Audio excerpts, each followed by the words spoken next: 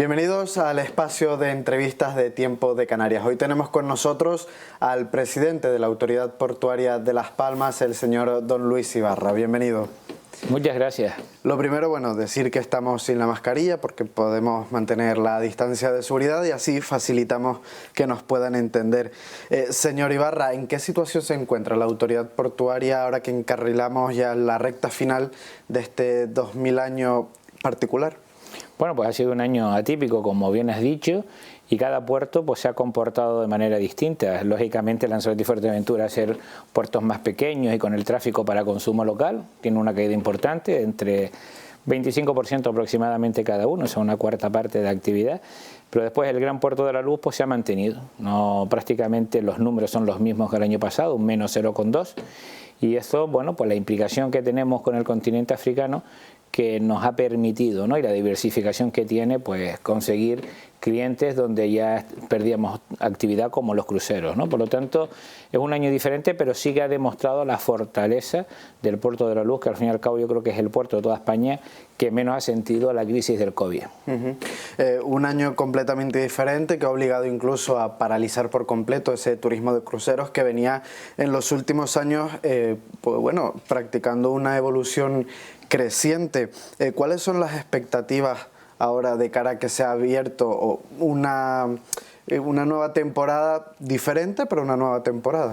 Nosotros estamos relativamente satisfechos, no por supuesto de la evolución, pero dejando atrás lo que es la crisis, que ahora mismo a mitad de diciembre pues tengamos 2 barcos de TUI, 2 de AIDA y 1 de Hapag-Lloyd, son 5 barcos y son prácticamente el 100% de todo lo que es el negocio turístico ahora mismo de cruceros se está realizando en Canarias. Por lo tanto, a nivel de imagen, realmente satisfecho con el trabajo de los compañeros de la Autoridad Portuaria de Las Palmas y de Tenerife, porque esto al fin y al cabo hemos ido conjuntamente, el apoyo de Puerto del Estado, por supuesto el Gobierno de Canarias, para crear unos protocolos conjuntamente con las empresas y los consignatarios, y nos ha permitido que ya llevemos pues 3 semanas sin ningún caso. Precisamente donde había también muy poca actividad de cruceros era en la zona de Asia, en Singapur, y ahí se acaban de producir casos. Por lo tanto, yo creo que los protocolos que se están estableciendo a nivel de Canarias pues han sido muy buenos y por lo tanto nos está permitiendo que el sector se esté posicionando nuevamente. Mencionaba antes a una de esas compañías, TUI, que fue la primera en ponerse en marcha. Y esa activación supuso pues una prueba piloto para el resto del país. ¿Qué valoración hace de esa primera prueba? Bueno, la verdad que han sido siempre semanas complicadas. Las de marzo, cuando tuvimos que parar inmediatamente toda la actividad y desembarcar miles de cruceristas que estaban para, conjuntamente con todo lo que es las compañías aéreas, ponernos de acuerdo para devolverlos inmediatamente. Ahora ha sido a la inversa, pero aún así, pues obviamente los protocolos sanitarios, el Gobierno de Canarias nos exigió, como no podía hacer de otra manera, pues un control absoluto, ¿no? Y bueno, pues lo hemos ido cumpliendo. El primer barco iba a venir de Alemania, el Main Ship 2 venía de Alemania, pero ahí no conseguimos el permiso de sanidad de Madrid y por lo tanto esos pasajeros tuvieron que venir en avión. Te digo porque ha sido muy complicado conseguir al fin y al cabo que cuando el resto de España estaba en una segunda ola, Canarias permitiera empezar con los cruceros. No ha sido nada fácil, pero ahí la verdad es que hay pues unos compañeros dentro de la Autoridad Portuaria y en concreto el director comercial y el apoyo del Gobierno de Canarias lo hemos conseguido. Habla de los protocolos que les exige el Gobierno de Canarias. Me imagino que en comparación pues con un turista que llega a través del avión, esos protocolos para un crucero o para un crucerista serán diferentes. ¿En qué consisten? Bueno, pues los protocolos desde un primer día eran completamente diferentes al que se exigía a un turista normal, que estamos viendo que bueno, estaba la discusión si se hacía un PCR, un test de antígeno. Desde el primer momento pues en cruceros no había discusión, todos tenían que hacerse los PCR, incluidos los tripulantes, que tenían además que estar 14 días previamente en el barco para dar conformidad de que ninguno pues tenía el COVID, y posteriormente lo que era en la entrada a los barcos, pues bueno, obviamente se le medía la temperatura, cada cierto tiempo pues se hacían test de antígenos también en el barco, el barco venía al 50-60% de capacidad, de forma que hubiera menos interacción entre los cruceristas, y realmente estábamos muy satisfechos. Obviamente, pues lo que nos ha permitido al crucerista es que puede desembarcar libremente y poder infectar al resto del barco, pero bueno, eso lo entendemos, y lo importante era posicionar a Canarias en el mapa, porque además estábamos convencidos que si posicionábamos turísticamente en cruceros a Canarias, cuando pudiera empezar la temporada de invierno, que yo estoy convencido que ya en enero empezaremos a recibir bastantes europeos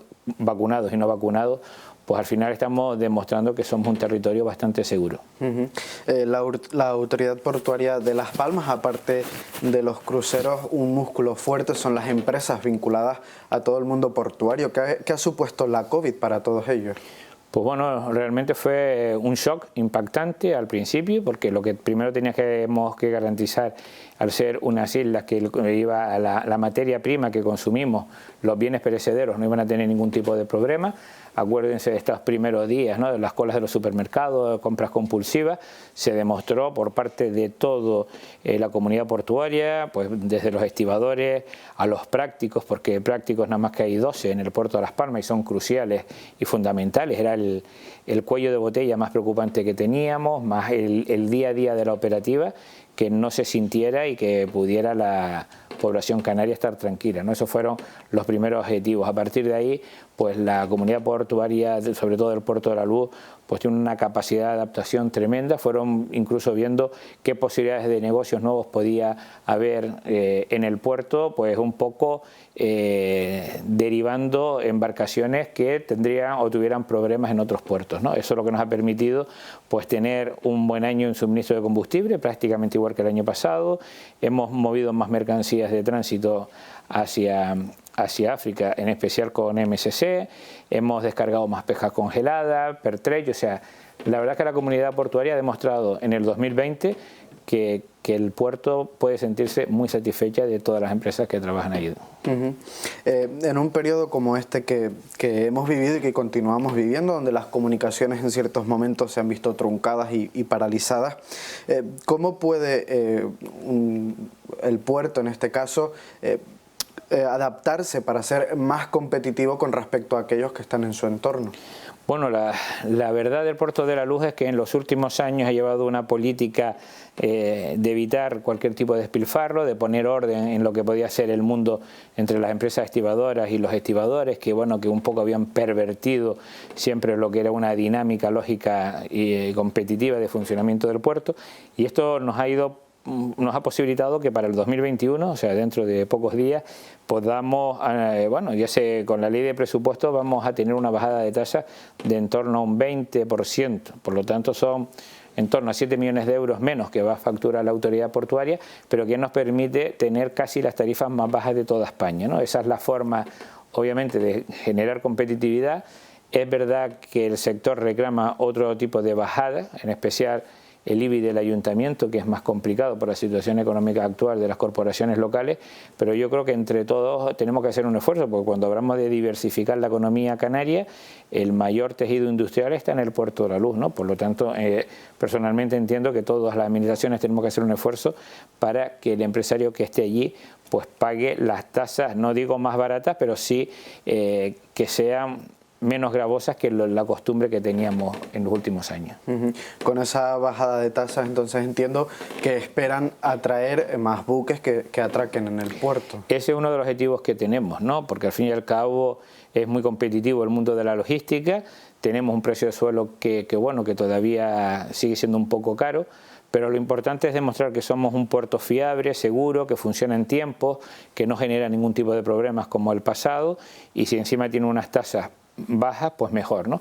Entonces, bueno, pues todo es un trabajo coordinado, también con Puerto del Estado, pues sacar un poco lo que son los pliegos de los servicios públicos portuarios, que bueno, amarres, remolcadores, práctico, bueno, pues tener un poco la legislación de forma que el consignatario pues sepa en todo momento cuál va a ser la factura final de la autoridad portuaria. Eso es una reclamación histórica del colectivo y también hemos ido trabajando este año en esto.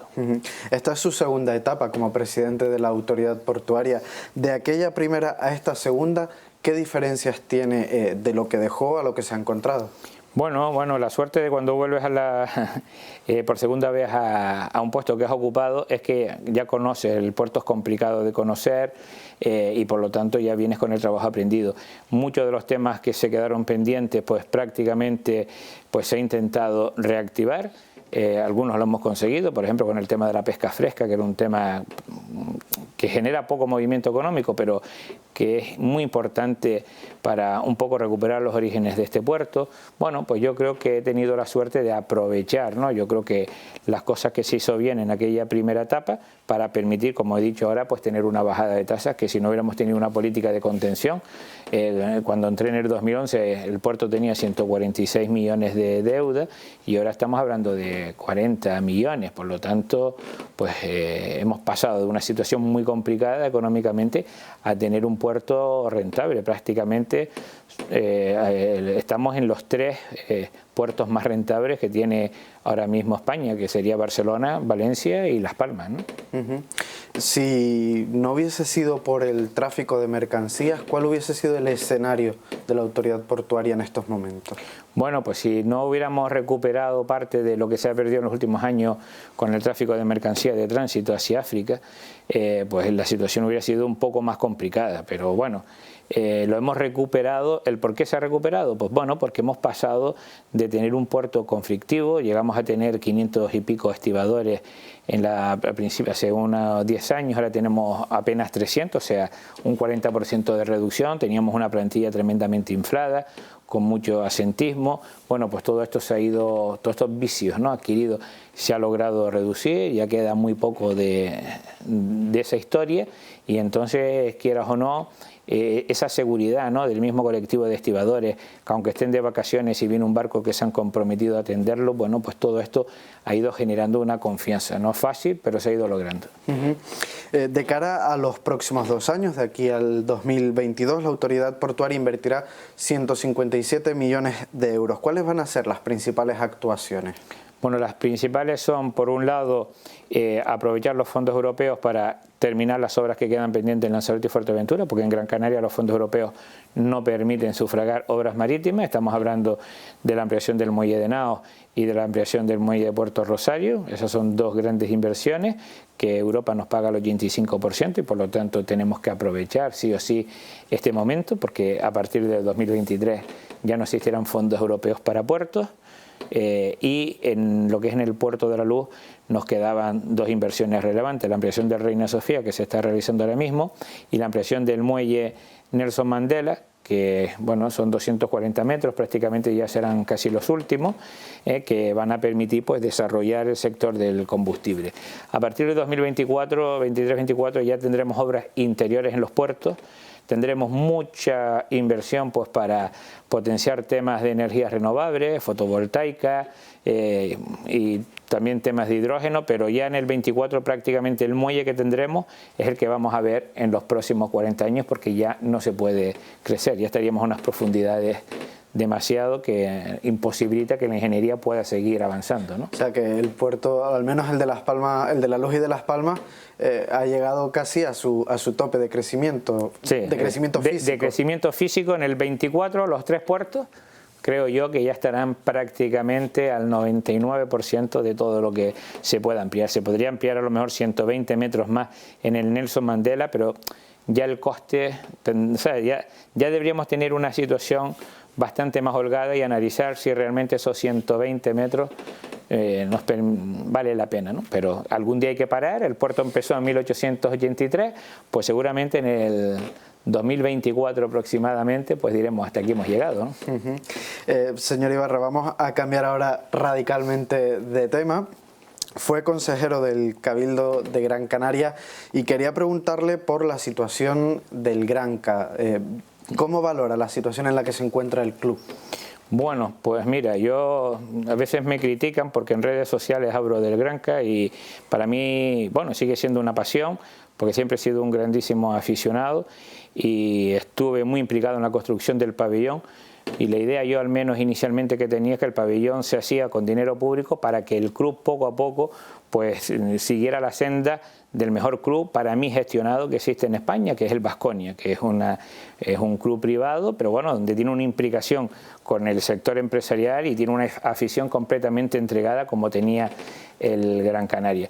Bueno, por desgracia estos tiempos pasaron, hemos entrado en una época tenebrosa y gris donde nadie quiere asumir responsabilidades, donde encima no entra la pelota en el aro, pero yo creo que el Cabildo está gestionando pésimamente el Granca. No voy a decir los nombres, pero no es solo un único responsable, porque sobre todo lo que se visualiza es un divorcio absoluto de la afición con el club, ¿no? Entonces el club se ha convertido pues en una especie de centro donde el que entre allí y empieza a trabajar parece que tiene un trabajo para toda la vida, ¿no?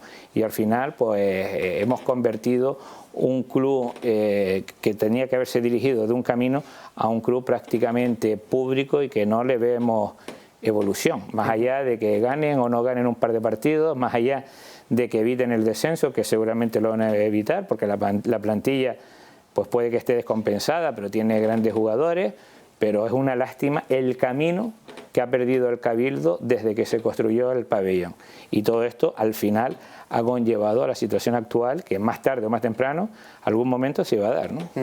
Una imagen que, si no me falla el dato, es el peor arranque de temporada de los últimos 28 años, y donde ha dejado imágenes o escenas un poco cuestionables, como ese desencuentro entre el capitán del equipo y el propio entrenador. ¿Qué está fallando en ese Bueno, yo creo que está fallando casi todo, como ya lo he dicho. O sea, el club, pues para aquellos que tenemos muchos años de abonado, yo me acuerdo, ¿no? Por ejemplo, en la temporada 94-95, cuando estábamos recién ascendidos, pues íbamos y bueno, pues sabíamos que íbamos a perder de 20 con el Madrid y perdimos muchos partidos de 20, pero la entrega era completamente diferente. O sea, después tuvimos una época grande, pero ahora esa situación de que el partido ya está perdido en el primer cuarto, yo no lo he visto nunca en la historia del Granca, ¿no? Nunca, nunca.